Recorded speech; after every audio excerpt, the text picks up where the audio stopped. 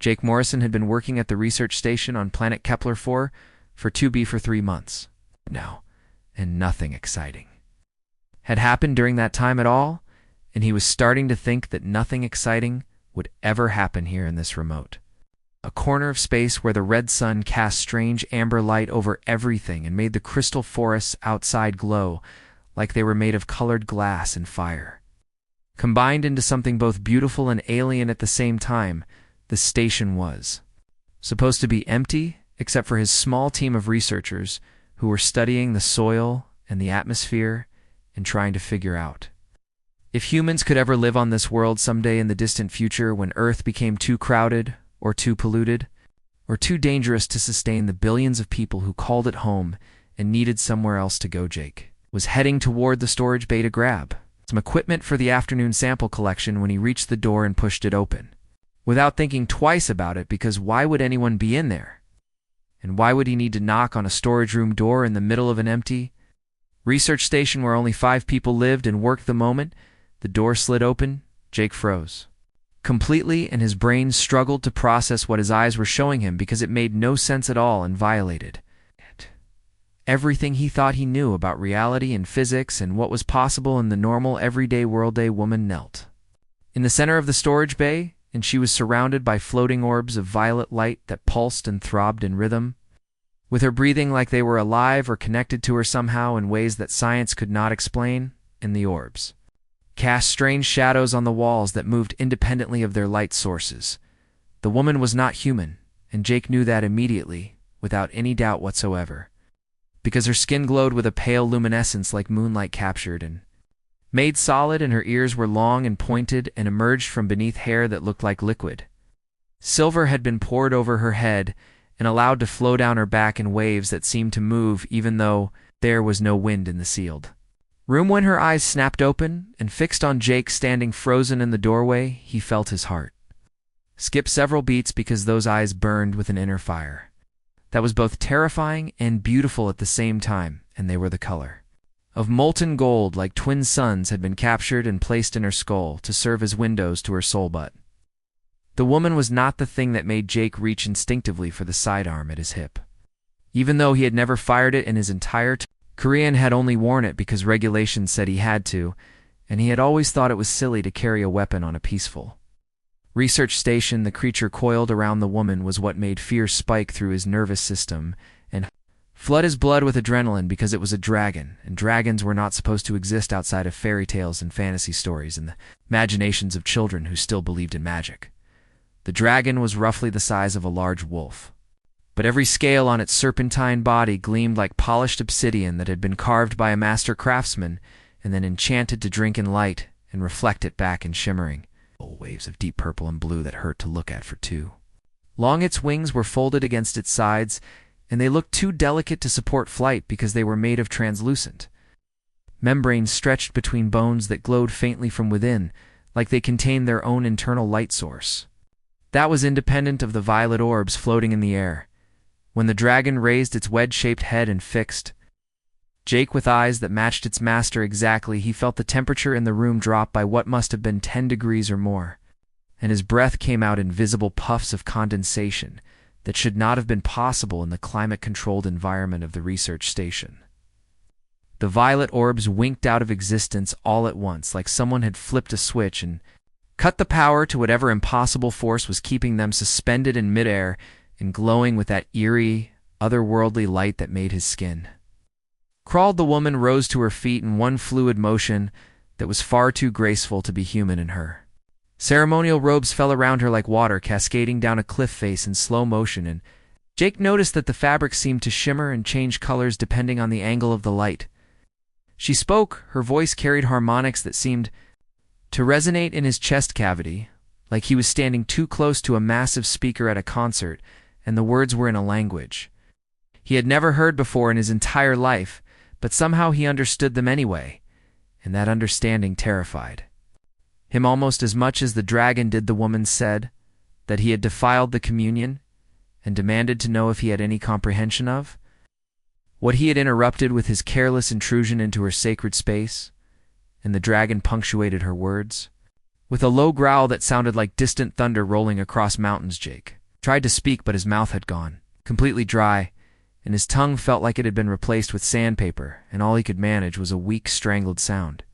That was not quite words, and not quite a scream, but somewhere awkwardly in between, behind him in the corridor, he heard footsteps approaching rapidly as the rest of his team responded to the commotion and came to investigate what was happening. In the storage bay, and why Jake had gone silent on the communication channel, the woman studied him with an intensity that made Jake feel like an insect pinned to a board in a collection being examined under a microscope by a scientist who cared nothing for the comfort or dignity of the specimen and only wanted to catalog its features for future reference. The dragon unwound itself from around the woman and flowed across the floor like liquid shadow poured from a container, and it moved with a grace that should not have been possible for something with that many joints and that long a body it positioned itself between. Jake and the woman, with its lips peeled back to reveal teeth that gleamed like surgical steel, fresh from the sterilizer and sharp enough to cut through bone and metal with equal ease. Jake wanted to run, but his legs would not obey the commands. Oh. His brain was screaming at them, and he remained rooted to the spot like a tree that had grown there over decades and could not be moved by any force short of a nuclear explosion. Woman seemed to notice his fear, and something in her expression shifted slightly and became marginally less hostile, though no less intense or powerful, and when she spoke again, her voice had lost some of its edge, but retained all of its commanding presence. She said her name was Lyra, and that he was Lieutenant Jake Morrison, though he had no idea how she knew his name and rank when they had never met before, and she had not been on any of the station manifests or personnel lists. Then she said something that made his blood run cold in his heart stop beating for several seconds before reluctantly starting again, because the alternative was death, and his body was not quite ready to give up on living just yet. She said that he had just started a war that his species was not prepared to fight, and that everything was about to change in ways that humans could not possibly understand or predict with their limited knowledge of the universe and the forces that governed it. Jake wanted to ask what she meant, and what war she was talking about, and why his accidental interruption of whatever ceremony she had been performing was important enough to threaten the entire human race with extinction or conquest or whatever terrible fate she was implying. But before he could form the words, his team burst through the door behind him with their own weapons drawn and their faces showing various expressions of shock and confusion and fear as they took in the impossible scene before them. The dragon hissed, and its scales bristled like the fur of an angry cat, and the air around it began to shimmer with heat or energy or some combination of both that made the sensors on the wall start beeping warning signals. Lyra raised one hand, and the dragon immediately fell silent and still, though its eyes never left the humans, and it remained coiled like a spring ready to launch itself at the first sign of threat or aggression. Then Lyra spoke again, and this time her words were directed at all of them, and not just Jake. And she explained that they needed to talk, and that what she had to tell them would change everything they thought they knew about the universe and humanity place in it. She said that time was short, and that forces were already in motion that would bring destruction to this world, and possibly to Earth itself, unless they could find a way to stop what had been set in motion. By one careless moment and one open door, Jake looked at his teammates and saw his own fear and confusion reflected back at him in their faces, and he knew that whatever came next would be unlike anything any of them had ever experienced or could have prepared for in their training. The dragon settled onto its haunches, kept watching them with those burning gold eyes that seemed to see right through flesh and bone to the very core of their souls and judge what it found there. Lyra gestured toward the conference room down the hall and said they should go there now and talk about what needed to happen next, and how they might possibly survive the storm that was coming.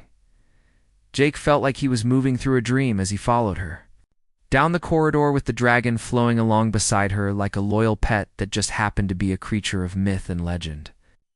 Brought to terrifying life, he wondered what he had done by opening that door, and what. The conference room had never felt so small and cramped, with all of them packed inside, along with the mysterious woman who called herself Lyra and her dragon companion, who sat beside her like a living shadow carved from darkness and starlight. Combined, Dr. Karen Walsh was the station. A xenobiologist, and she leaned forward across the table with excitement barely contained beneath her professional exterior as she studied their unexpected visitors with the intensity of someone who had just discovered something that would redefine their entire field of study. She asked Lyra about the war that had been mentioned and what war could possibly be connected to their remote research station where nothing important happened and nobody of significance ever came to visit. Lyra laughed, but there was no humor in the sound, and it made everyone in the room feel uncomfortable in ways they could not quite articulate or explain to each other. Later, when they tried to process what happened, she said that human instruments were blind to what truly mattered in the universe because they could only measure electromagnetic radiation and gravitational waves and other physical phenomena, but they could not perceive the currents of something she called the ethereal realm. The ethereal realm was a dimension that existed beneath and around and through the physical reality that humans experienced with their 5 basic senses, and it was like roots beneath a forest floor that nobody could see, but which connected everything together in ways that were invisible but absolutely vital. Lyra gestured with one hand, and the air above the conference table began to shimmer and distort, and an image formed hanging in empty space without any projector or screen or technology that anyone could identify. Image showed a massive structure floating in darkness, and it looked like someone had taken starlight and shadow and woven them together into architecture that should not have been possible according to any engineering principles that humans understood. She called it the Void Citadel and explained that for 10,000 cycles it had been the seat of power for something called the Dominion, which was a coalition of alien races who had discovered the ethereal realm long before humans had even learned to make fire or use tools. The Dominion maintained peace across vast regions of space through strength and through fear and through enforcement of a single law that could never be broken without terrible consequences. That law stated that no species anywhere was allowed to perform something called the bonding ritual, which created a permanent link between a sentient being and a creature from the ethereal realm. Like the dragon sitting beside Lorenia, who attempted the bonding ritual, was hunted down and eliminated without mercy or hesitation, and their home worlds were either quarantined forever or completely destroyed, depending on how serious the Dominion considered the violation to be. Jake felt ice forming in his stomach as he realized what Lyra was saying and what it meant for him and for everyone on the research station, and possibly for everyone on Earth. He said that she had been performing a ritual when he interrupted her, and Lyra nodded slowly with an expression that might have been sadness or regret or some emotion that humans did not have a word for. She confirmed that she had been performing the bonding ritual with her companion, whose name was Nyx, and they had been partners since they were both young. But the true bond required absolute concentration in perfect conditions that only occurred once per solar cycle. The ritual could only be attempted when the dimensional barriers between the physical realm and the ethereal realm were at their weakest point, and that happened rarely and according to patterns that took years to predict accurately. Jake had interrupted the ritual at the exact moment of completion, when the energies were flowing and the connection was forming, and the two souls were beginning to merge into something greater than either could be alone.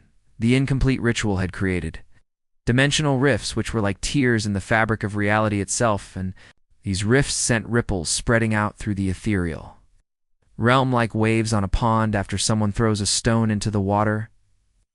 Those ripples would reach the nearest Dominion outpost within 3 weeks, according to Lyra calculations, and when the Dominion detected them, they would immediately send investigators to find the source. When the investigators found evidence of an attempted bonding ritual, they would not care that it had been accidental or that it had failed to complete properly. Commander Helen Price was the station military liaison, and she had been silent up until this point. But now she spoke with a voice that was calm, but carried an undercurrent of barely controlled anger. She asked if Lyra was saying that because one of her men had walked through the wrong door at the wrong time. The entire human race had just been marked for destruction by an alien empire that Earth did not even know existed. Lyra stood up and Nyx flowed to the floor beside her, and the dragon seemed to blur at the edges like it was not quite solid or not quite real or existing in multiple places at the same time. She confirmed that the Dominion would sterilize everything within 100 light years of the research station to ensure that no trace of the forbidden knowledge survived, and they had done this before two civilizations that were older and more powerful than humanity. The room exploded into voices as everyone tried to talk at once, and fear and denial and anger all mixed together into a chaos of sound that made Nick's scales bristle with agitations. Jake found himself speaking without meaning to, and his voice cut through the noise, and he asked the only question that really mattered, which was how long they had before the Dominion. Lara looked at him, and he saw the weight of centuries in her golden eyes, and the knowledge of battles fought and lost, and the sorrow of someone who had lived too long and seen too much. She said that the dimensional rifts would reach the nearest outpost within 3 weeks, and the Dominion would investigate immediately, and she estimated they had 1 month before the fleets arrived, and possibly less if the Dominion decided the situation was critical. Karen said they needed to evacuate immediately and get everyone off the planet and back to Earth, where they could warn the authorities about what was coming. But Helen corrected her and said they needed to prepare for war, because if what Lyra was saying was true, then there was nowhere to evacuate to, since Earth was only 70 light years away, and well within the destruction zone.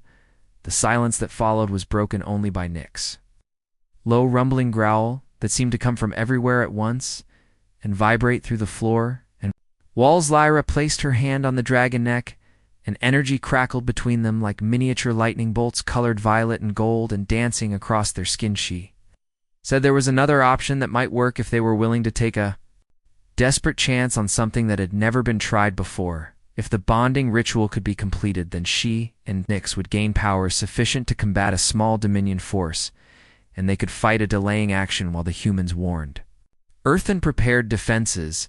But the ritual required the perfect, natural conditions, and those would not occur again for another solar cycle, which was far too long to wait.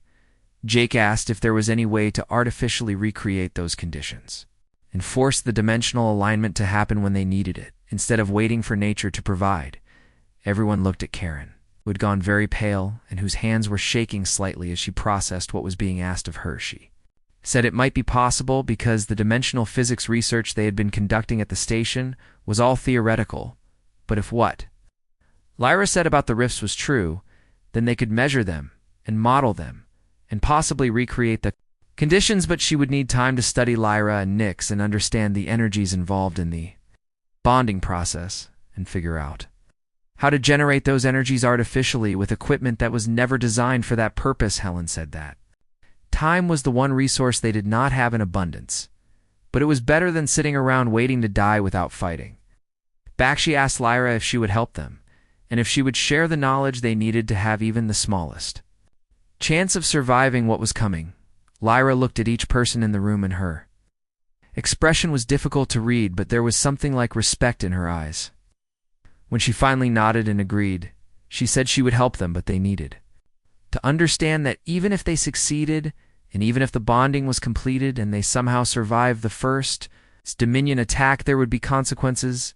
Once the Dominion knew that humans had allied with a bonded pair and had been exposed to forbidden knowledge, they would never stop hunting humanity, would trade 1 month of peace and ignorance for an eternity of war and vigilance and constant danger from an enemy that commanded resources beyond human comprehension. Jake thought about Earth and about all the people there who had no idea that their lives were about to change forever because of one open door and one interrupted ritual. He thought about his sister Amy, who lived in Seattle and worked as a teacher, and his nephew, who was 5 years old and loved dinosaurs and spaceships and had no idea that real aliens existed. He thought about all the ordinary people living ordinary lives and going to work and raising families and planning for futures that might never come if the Dominion could not be stopped. Then he looked at Lyra and at Nyx and at his teammates, and he made a decision that he knew would haunt the research station. Transformed over the following weeks as every corridor was repurposed and every piece of equipment was retasked toward the single, desperate goal of completing the bonding Ritual before the Dominion arrived, Karen team worked. Day and night without rest, mapping the dimensional rifts with instruments that had never been designed to measure such strange phenomena and cobbling together theories from scattered observations and Lyra cryptic explanations. Jake was assigned as Lyra liaison, which meant he was responsible for translating her requests into terms that human scientists could understand, and apparently his accidental interruption had created some kind of connection between them. They sat together often in the observation dome, where the crystal forests of the planet spread out below them in patterns that seemed to shift and change. When nobody was looking directly at them, Nyx would lie coiled at Lyra's feet, breathing slowly and rhythmically in a way that seemed almost meditative, and Jake had learned that the dragon was far more intelligent than any Earth animal. Sometimes he would catch Nyx watching him with those burning golden eyes, and he wondered what the creature thought about humans and whether it judged them worthy of saving. Jake asked Lyra to tell him about the Dominion and what they were really like beyond the warnings and the scary stories that made them sound like unstoppable monsters. Lyra was quiet for a long time with her fingers absently stroking Nyx's scales, and the dragon made a sound like wind chimes being played by a storm. She said the Dominion was what happened when fear became law, and when the need for safety became more important than freedom or growth or the natural evolution of civilizations 10,000 cycles ago. The first bonding had occurred naturally and accidentally when a young scholar found a wounded creature from the ethereal realm and nursed it back to health.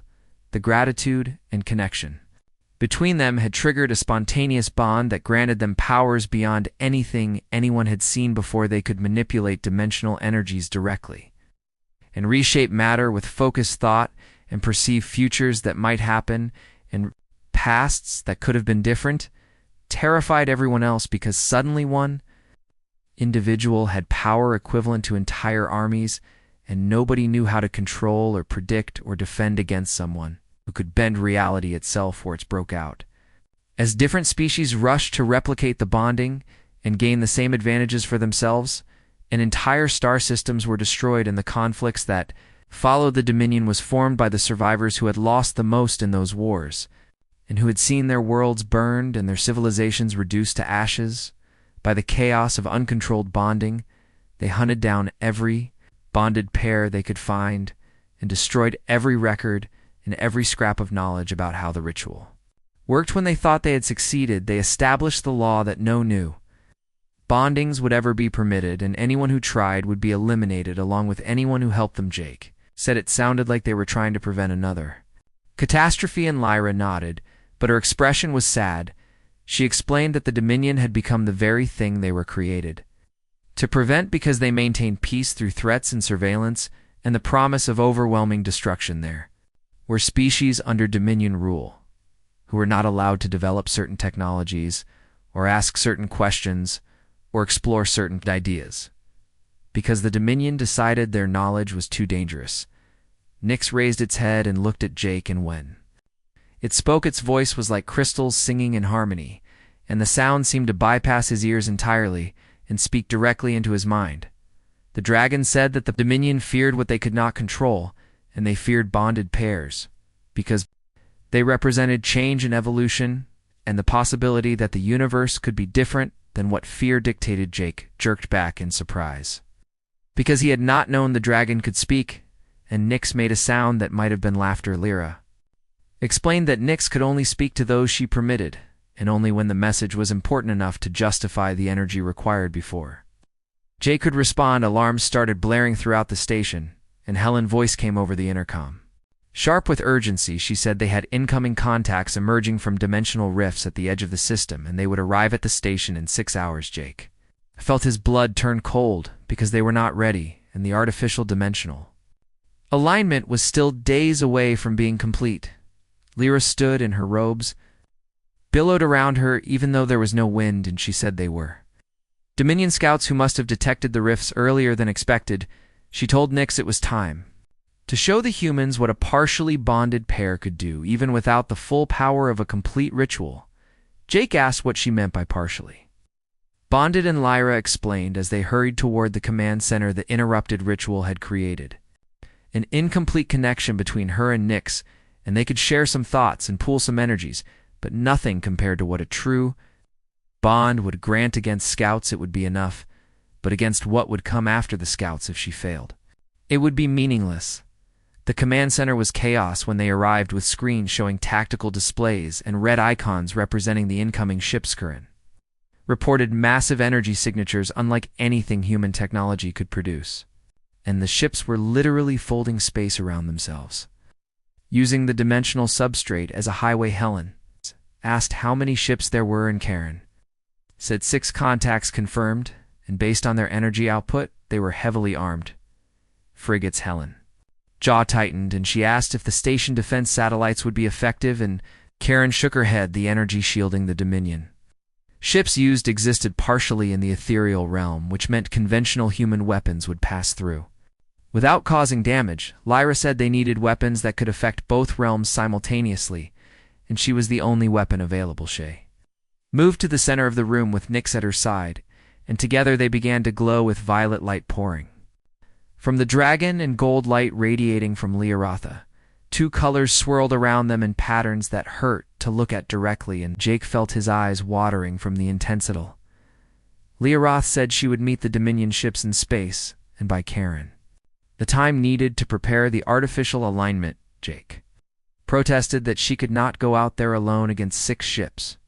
When she admitted herself that she was only partially bonded, Lyra smiled, and it was the saddest expression Jake had ever seen on another person's face. She said she had been alone for longer than human civilization had existed, and this was what she had been preparing for since she was young enough to believe one person could make a difference. The light around her and Nyx intensified until it was almost blinding, and then impossibly they simply were not there anymore.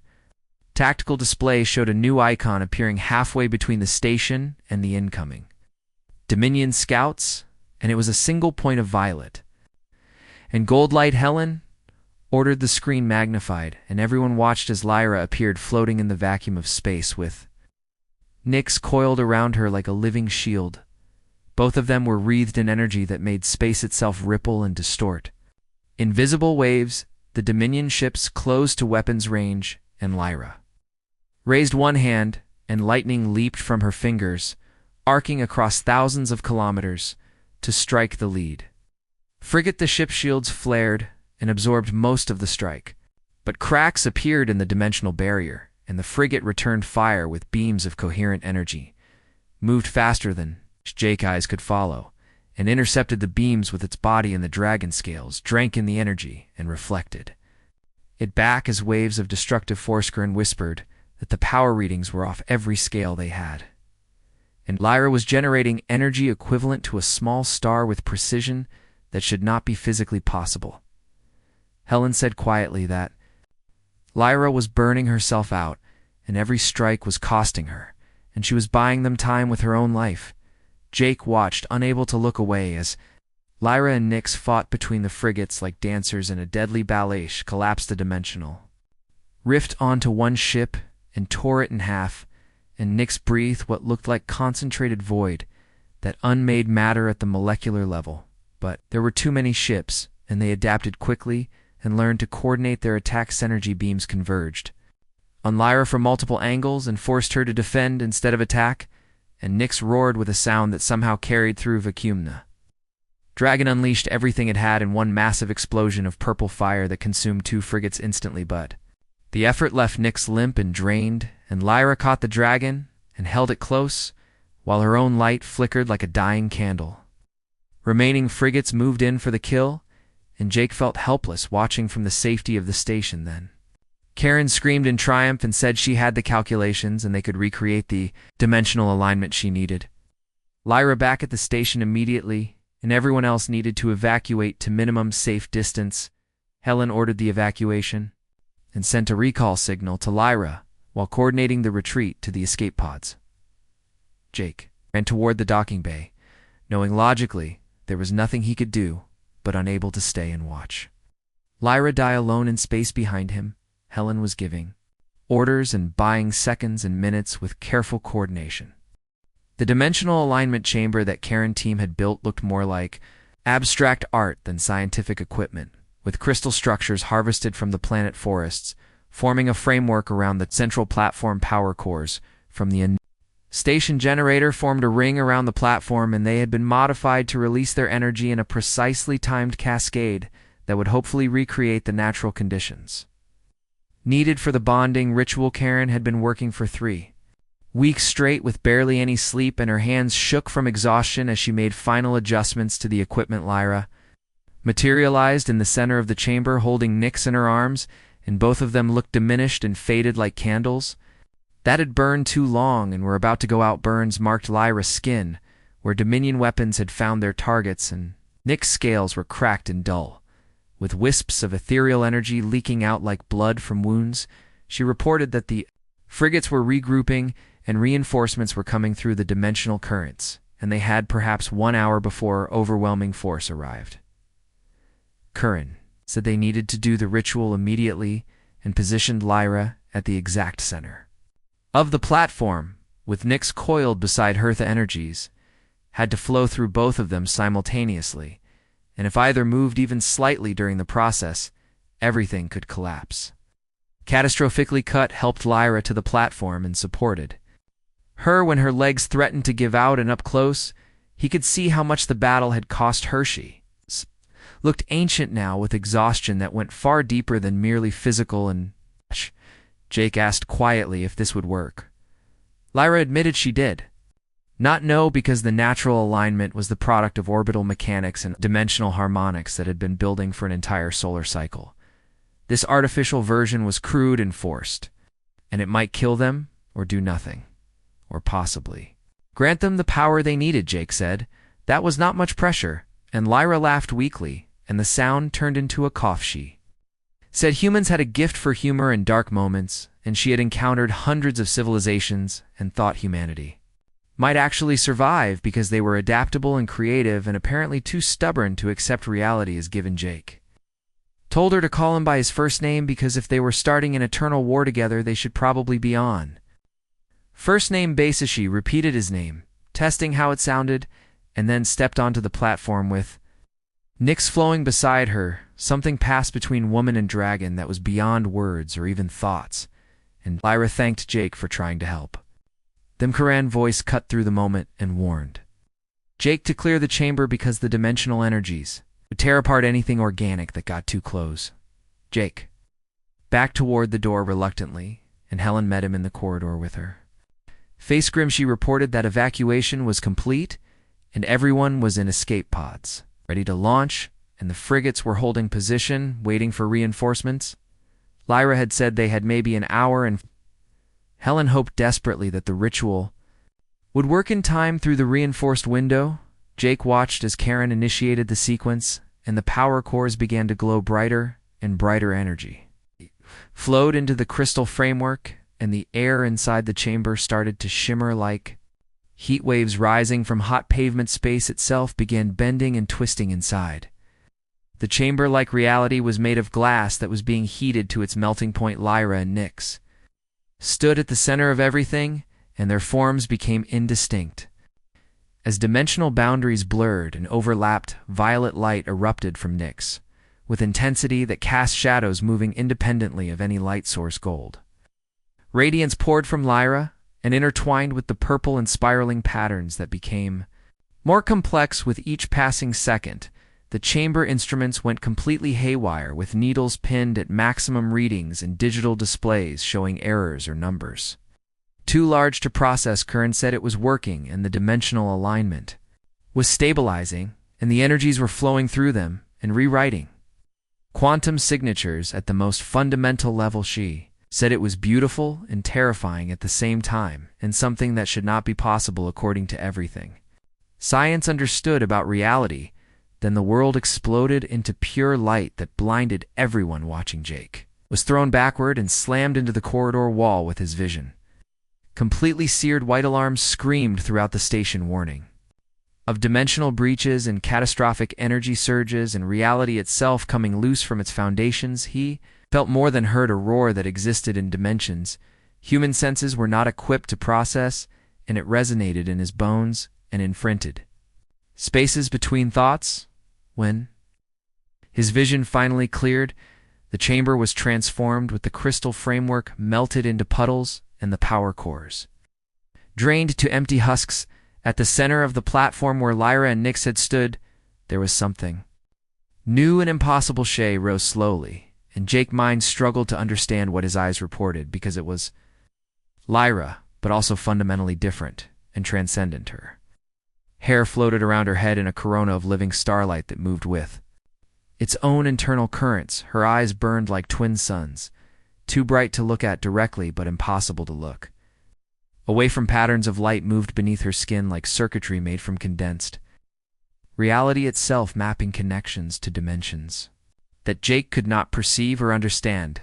Nyx had grown, but not in physical size, and instead in presence, and the dragon was simultaneously more solid and more ethereal than before. Its scales reflected not just light, but possibility itself, and showed glimpses of futures that might be, and pasts that could have been, and presence existing in quantum superposition. When it moved, it left after images that persisted for several heartbeats, like echoes in space-time that refused to fade immediately. Lyra spoke, and her voice carried harmonics that made the station hall ring like a giant bell being struck. She said the bonding was complete, and she could feel connections opening, and pathways forming, and power flowing through every cell and every Nyx and her were one now, but not merged, and instead unified, with each retaining individual identity while sharing everything else. So it was more than she had ever imagined possible, and the sensation was overwhelming and intoxicating and terrifying all at once. She raised one hand, and reality bent around her fingers like she was pushing against fabric instead of the fundamental structure of existence. A tear opened in space, but not a crude rip like the accidental rifts from before, and instead a precise incision carved with surgical precision through the opening. Jake could see the Dominion frigates closer now, with their weapons charging for another attack. Lyra said they knew what had happened, and the reinforcements had arrived with 12 dreadnoughts and 3 carrier groups. It was enough firepower to sterilize an entire star system and leave nothing but radiation and debris. They were transmitting demands for surrender, and for Lyra execution, and for destruction of all knowledge related to the bonding. Helen asked what their chances were, and her hand moved instinctively toward her sidearm. Even though it would be useless, Lyra smiled, and it was like watching a star being born with light and heat and transformative energy radiating outward. She said before the bonding they would have had no chance at all, and would have been erased from existence without anyone remembering they existed. Ash! She was fully bonded now, with the complete and perfect connection that the Dominion had feared for 10,000 cycles. She stepped through the portal with Nyx beside her, and both radiated power that made the Dominion fleet sensors scream warnings. Jake called out that she could not fight them all alone, but Lyra looked back with compassion in her burning eyes. She said she was not alone, because she had Nyx, and through their bond, they had strength of 2 souls, perfectly aligned. More importantly, she had something the Dominion had forgotten, which was a reason to fight beyond mere survival. She fought for Jake, and for humanity, and for all civilizations. The Dominion had crushed beneath their fear. She told Jake to tell his people what happened here, and that humanity stood at extinction edge and chose to fight. Rather than submit, the portal closed and left Jake staring at empty space where she had been standing outside. Through the station windows they watched as a single point of violet and gold light accelerated toward a fleet that should have crushed it instantly. What followed was not really a battle, but instead a revelation of what true power looked like when unleashed without restraint or mercy. The recorded footage would be studied by military strategists and physicists for generations, as they tried to understand frame by frame what they were witnessing in the space above the research station. But in the moment, as Jake and the remaining crew watched Lyra and Nyx engage the massive Dominion fleet, understanding was less important than simple, overwhelming awe at the display of power. She moved through space like a dancer, or like a force of nature, or like something that had transcended normal rules of physics entirely. The Dominion dreadnoughts were massive armored citadels, bristling with enough weapons to destroy planets. But Lyra was fluid motion and focused intent. Nyx coiled around her in patterns that defied 3-dimensional geometry, and the dragon existed in multiple locations simultaneously, like quantum probability made into living flesh. The first dreadnought opened fire with everything it possessed, including beams of concentrated energy and missiles that warped. Space and exotic weapons from theoretical physics Lyra raised one hand casually, and the attack simply stopped frozen in space. Like insects trapped in amber, or time itself had been paused. She examined the frozen weapons with idle curiosity, like a scientist studying specimens, and then flicked her wrist dismissively. Weapons reversed course, moving backward through time and unfiring, and unlaunching until they were safely stored in the Dreadnought magazines again, except now they were armed and primed, and the Dreadnought realized its fatal mistake. One split second before its own weapons detonated inside its hold, a massive vessel tore itself apart from within, and the explosion bloomed like a temporary sun, casting harsh shadows across everything nearby. Helen whispered that Lyra had reversed causality itself and made the ship destroy itself with weapons. It had not yet fired, Karen said with a hoarse voice, that the bonding let Lyra manipulate fundamental fabric of spacetime and reach into the ethereal realm to rewrite reality. Rules. The Dominion fleet adapted their tactics quickly and spread out, creating overlapping fields of fire, designed to saturate space with so much destruction that nothing could possibly deflect. Carrier groups launched thousands of small fighters, moving in perfect coordination, attempting to overwhelm through pure numbers. Nyx roared, and the sound carried through vacuum and through dimensions that had no sound at all. The dragon unfolded and expanded until it was larger than the dreadnoughts, with scales spreading out like solar panels, catching ethereal energies. Fighter swarms hit an invisible barrier and simply ceased to exist, not destroyed but retroactively unmade with their...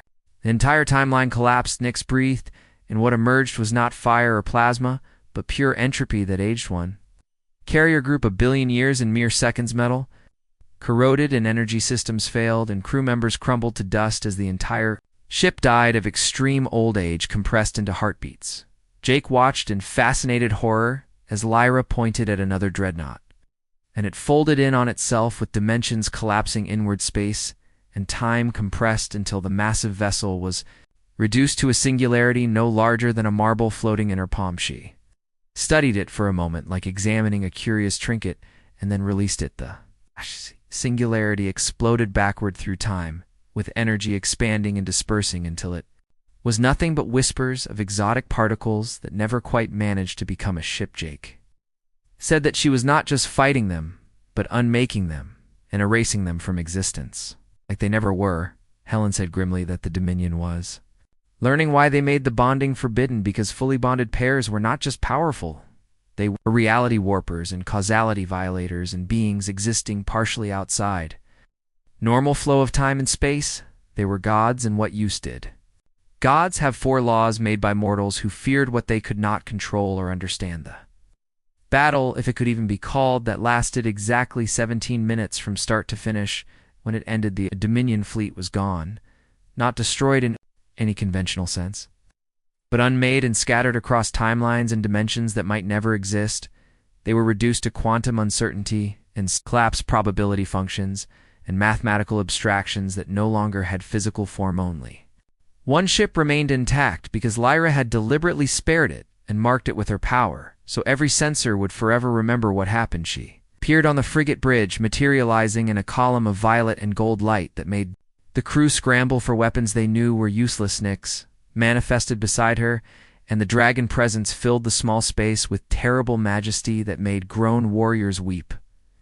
When Lyra spoke, her words were recorded by ship systems and transmitted back to Dominion Central Authority and broadcast across 100 worlds.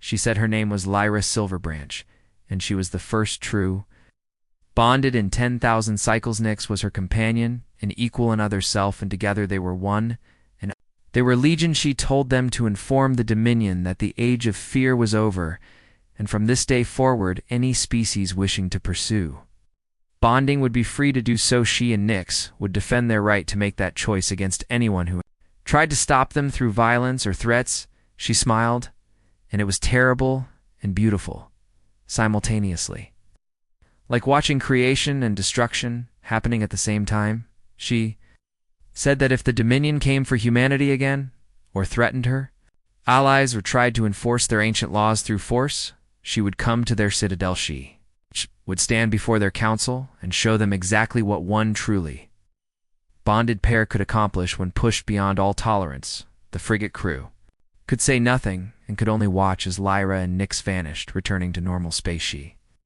reappeared on the research station in the observation dome, where everything had begun weeks earlier. Jake was already there, having somehow known where she would arrive, and Lyra looked tired now, with the glow of power fading to something more sustainable. Nyx had shrunk back to original size, coiled at her feet, and the dragon looked as exhausted as its bonded companion.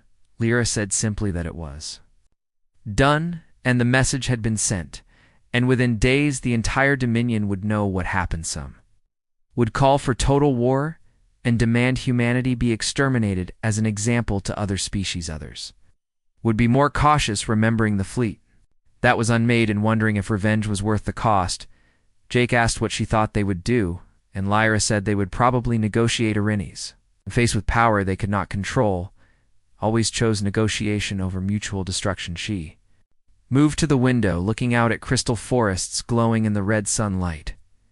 She said humanity would have time now to prepare and learn and decide what role they wanted in a galaxy about to undergo revolutionary change other species would seek.